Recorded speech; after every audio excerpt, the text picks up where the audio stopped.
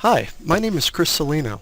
I wanted to share an idea I've come up with that I think will greatly benefit the LabView community that I call the LabView Container. To get started, let me give us a little bit of motivation.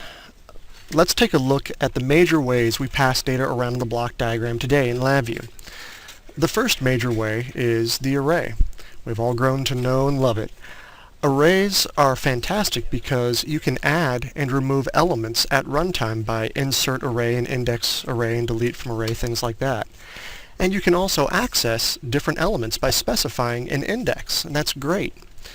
But what if I wanted to mix data types in an array? Or what if I wanted to put an array inside of an array, which would give rise to some sort of a hierarchy? Well, you can't do that. And lastly, what if I don't want index 3? I want my thermocouple data. Well, you can't really name your data easily. But, thankfully, we have the cluster. The cluster allows you to mix data types. And that's really useful. It also allows you to embed a cluster inside of a cluster, giving you kind of a hierarchical arrangement of your data. And lastly, you can name the individual data members. However, you can't dynamically add elements to the cluster at runtime, nor can you change what you're unbundling at runtime. Those are all static. So, my idea allows you to merge the best of both worlds together. I'm calling it the LabView Container. It is a memory construct that is dynamic in size. You can change which elements you're accessing at runtime. You can mix data types. Your data type is named, and it's hierarchical. So let's jump right in and take a look at it. Okay, here we are in LabView. I've made a VI package that exports the menus for the containers, and you start off by creating a container using the construct VI. Each container needs to have a name, so I'm going to give this one container the name top level.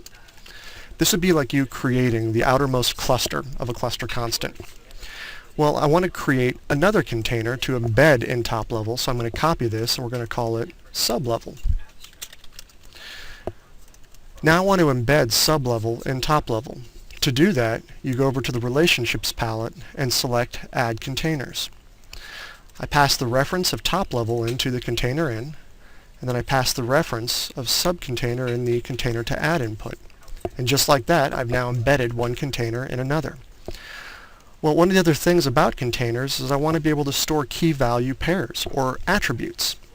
Well, I have a palette called Attributes that allow me to set an attribute by name. So I pass in the reference to my top level container, and then I'm going to create an attribute called myAttribute. The value could be anything I want. In this case, I'm just going to make another string. We'll call it awesomeness. And I wire that into the value.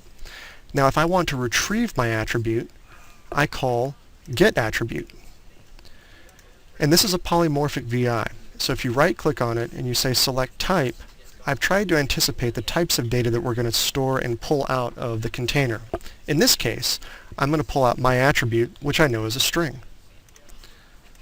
So I retrieve it by name,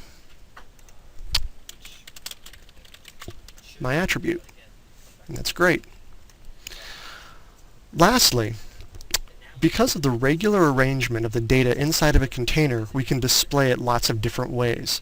Well, I've created a display that will turn any container and all of its hierarchy and all of its values into a tree. I've created it as a merge VI.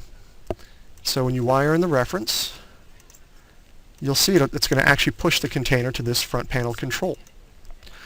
Now lastly, you call destroy on a container, and that will destroy the container and all elements that it contains. Now let's create an indicator off of here. Alright, let's see what we've got so far. There it is. So I was able to dynamically construct a tree at runtime using my containers.